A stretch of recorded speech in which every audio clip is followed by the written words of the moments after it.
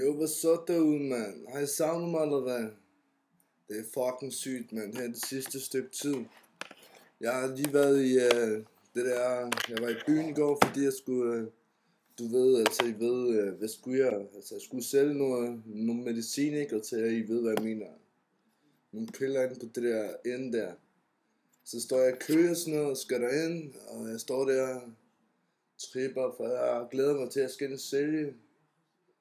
Og så kommer jeg op til de der klamme dørmænd med kæmpe pumpervest på og skudsikker vest, hvor der er sådan nogle sixpacks indenunder og sådan noget. Så de tror, de er rigtig syge og sådan noget. De er jo helt væk oven deres hoved. Men så kommer han, og så siger det til mig, der er gæstelist. Og jeg siger, hvad mand? Gæstelist på ind eller hvad? I er jo helt væk jo.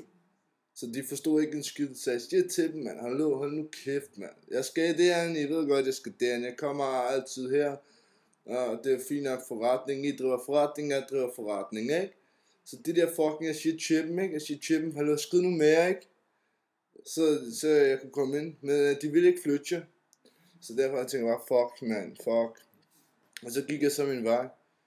Og så mødte jeg så sådan nogle grimme danske lyshårede drenge, der sad og drak nogle det der øl der. Så det der øl, det drikker fra Netto. Sådan nogle drenge med langt hår. Så spurgte jeg, om de skulle have noget, det der coke. Så siger de, nej mand, vi tager ikke sådan nogle ting. Så siger jeg, hold nu kæft mand, køb nu noget der smør. Og så sagde jeg, gider vi eje. Og så hoppede jeg bare på dem, og så fik de bare nogen på hovedet. Og så en slog ham bare lige så hårdt i hovedet, så man bare høre. Man kunne bare høre hans hoved, det sådan flækkede. Sådan, det var bare sådan åbent, så man hjerne den kravlede, ligesom næsten var ved at kravle ud, ikke? Det var fucking sindssygt at se på. Men fuck nok om det. Men ellers så har jeg også hørt, at der er sådan mange af de der gangs ude på Nørrebronx, der du ved, ikke?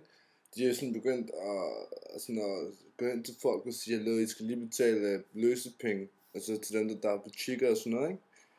Og så siger de, så kan man tjene penge på den måde, i stedet for at man skulle lave nogle mulige syge ting, som for eksempel skyde en panser og røve en bank og sådan noget. Så kunne man bare gå ind og sige til en butik, hallo, du skal være her, så beskytter jeg dig, og du giver mig penge, ikke?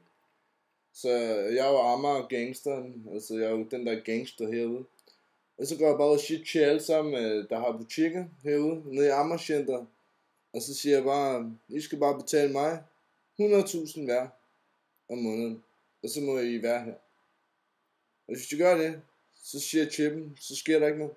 Hvis de ikke gør det, så tager jeg bare ud. Hvad tror jeg gør? Altså, jeg kunne tage hele deres familie, bare slagte dem, mens den der er i butikken kigger på. Bare tage deres hoved af, putte det ind i mikrobølgeovnen standard, ikke? Stille og roligt. Ja. Når forresten nu vi snakker om at slå folk ihjel og sådan noget, så kunne man jo, skal lige høre om mit våbensalg og sådan noget. Jeg har fundet sådan indre eller sådan noget, han er fra Punjab. Han kan skaffe sådan nogle våben, jeg kunne sælge og sådan noget. Det er mest sådan noget AK og sådan noget AK-81 våben og sådan noget. Altså du ved, det der terroristvåben, AK-81.